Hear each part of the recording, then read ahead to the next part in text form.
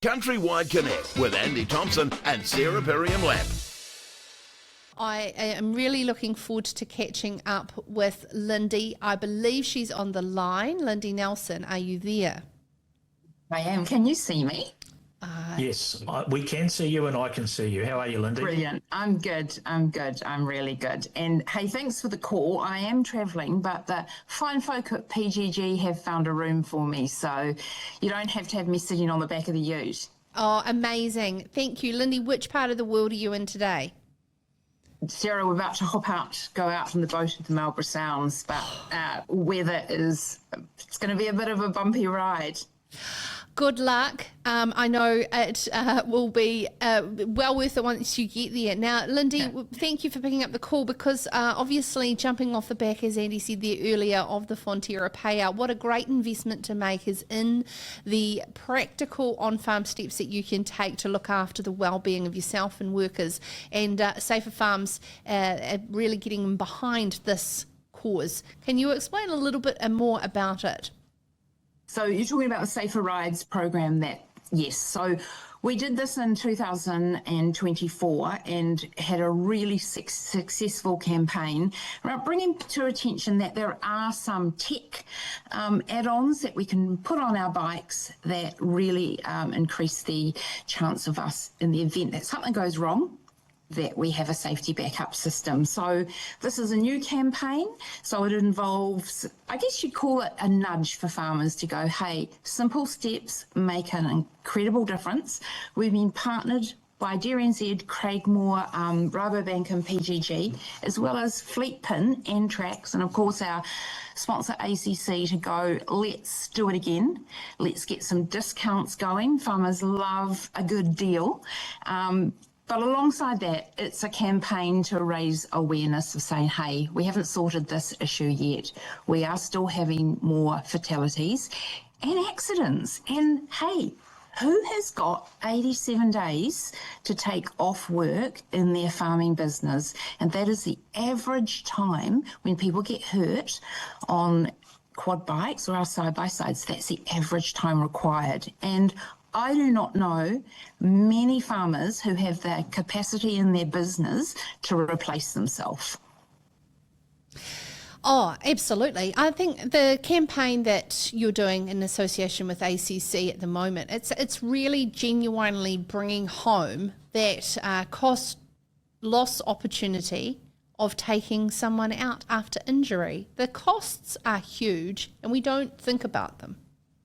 No, we don't. I mean, we all know around the deaths, but it's the deaths and the cost to our families, our farming businesses if we get hurt.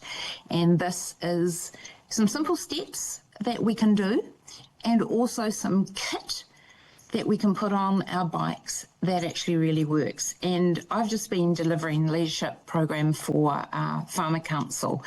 I heard the coolest story yesterday, Sarah, which makes me go, yes. And it just came up in conversation with one of the farmers, I'm not going to say who it was, that their staff member had a incident a wee while ago, was just out mustering, just turned around, have a look to see had they left anything behind, and the next thing, the bike was over. That person had a lifeguard on the back. The bike was completely written off. That person walked away. And I said, this is great. When we get these stories we know they work, but when we get stories like this, it really cements that actually farmers are quietly in the background. They are taking up these offers. They are getting the message. And wow, I get really emotional about this because I know as a farming sector, we can do this. We can do this stuff. Yep, we may not have paid attention to it in the past, but we really care for people who work with us. And we need to care a little bit more for ourselves as well. And the stuff works. We are definitely moving the dial, but I mean, when it comes to these quad bike accidents, which are just absolutely heartbreaking and devastating when we see them in our news, Lindy, do we get a sense that we're shifting the dial enough? Not enough and not fast enough, for sure. But we know the last campaign we ran, within 24 hours, we had 130 people click through and take up that voucher offering and put roller protection on their bikes. So that, you know, if we can keep repeating that, if we can make it the norm that we are doing the simple things about wearing helmets, if we can make it the norm that we are realizing that actually it's not just about us and our experience and how good we are on the bike, the unexpected happens. So how do we fail safely?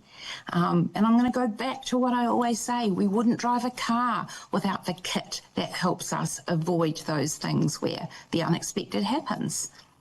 Oh, absolutely. And the work that Safer Farms is doing is the long game, Lindy. And the industry are behind Safer Farms. Do you think that it will wear thin on the industry if we don't see progress, though? Like, what do you think we can be doing to make everyone aware this is a long-term game? It is a long-term game, but we've got some quick wins, Sarah. You know, we know there are 4 high harm things that we need to focus on. And I'm in this game because I love farmers. I love our rural communities, and I trust them that we can do this and get it right. Will it wear thin? I really hope not. But what is really helping now? The story is farmers talking to farmers. So it's going to be less about us and more about getting our champions out there, sharing stories of the good practice that farmers doing, the easy wins, the quick tips, and farmers trust other farmers. And so we have 3 champions out there at the moment. And next month I'm bringing 10 more together. So they come from a whole different lot of backgrounds with a whole lot of different experiences. Now, these people are ordinary farmers. They are not health and safety experts, and it's ordinary farmers talking to other farmers and bringing the vision of everyday farming people protect one another from preventable harm to life.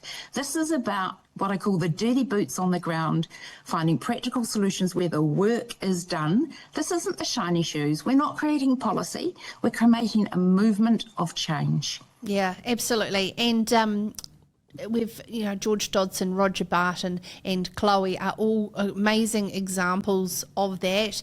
Roger Barton has penned me a piece for Countrywide Winter, which will be out soon, wearing that Safer Farms hat. But that relatability is what changes cultural norms. And it's so important. I was just reflecting on an interview we did around firearm safety, and the guy said, it's mates looking after mates. It's the mates calling out the other mates in the Maimai to say, hey, bro, that's not cool. That's not how we do things around here. We need that similar thing when we go in any environment on farm. Like, it's not really cool not to wear a helmet on a bike anymore.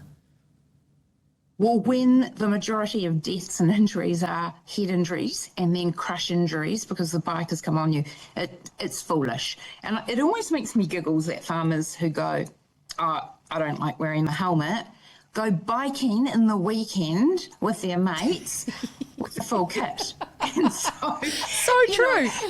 We got to just look at ourselves and go, really? And I trust that farmers will do that. And we just need a bit of a shift and go, like, what's really important? Our farms are important to us. Our families are important to us. Staying in business is important to us. So let's do it. Yeah. And that whole relatability of other farmers talking to farmers about how it's done is really important. And look, I've got the hugest respect for our champions out there because they're not experts at health and safety. And you're vulnerable when you put yourself out there to go, hey, this is what I'm doing, for judgment. So it's brave of them, and it's that bravery that's going to take us forward as farmers, protecting one another. So talk us through, again, the incentive that's there, where to go, Sure. What it is. Sure. So it's a monetary incentive to get 2 things, the fleet pin and the tracks equipment. So fleet pin is the GPS early warning system. And I kind of align it to, all the beeps you have on your car now when you're going to do something wrong. that tell you, they warn you, oh, something's gone wrong. So it's kind of like that. And then tracks have the crash protection device. And, you know, like I know on our farm, when we put it on for our stock manager, he was a bit like, ooh, you know, how am I going to get my dogs on the back? Well, I took a photo the other day, he had 5. So, you know, it is possible, and we're going to dispel those myths. So there's a discount incentive, but there's also some hot tips, I guess. You know, the little checks that you can do, 3 minutes, quick check that can save an incident occurring.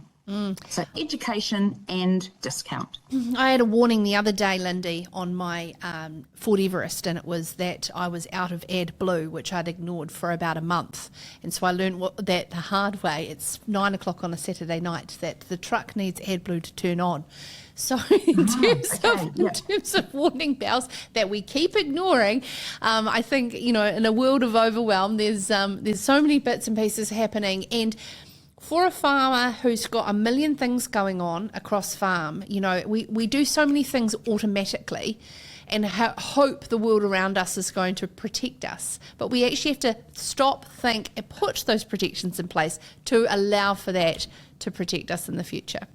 Absolutely. Simple thing. Think about how you fail safely, because most of those incidents are something inadvertent, beyond your control, has happened. Yeah, awesome. Thank you so much, Lindy Nelson, Ambassador for Safer Farms, joining us, talking about that great incentive. Head to the Safer Farms website. Farm Without Harm is the campaign, and the great initiative there with the rollover protection. CountryWide Connect with Andy Thompson and Sarah Perriam-Lampp.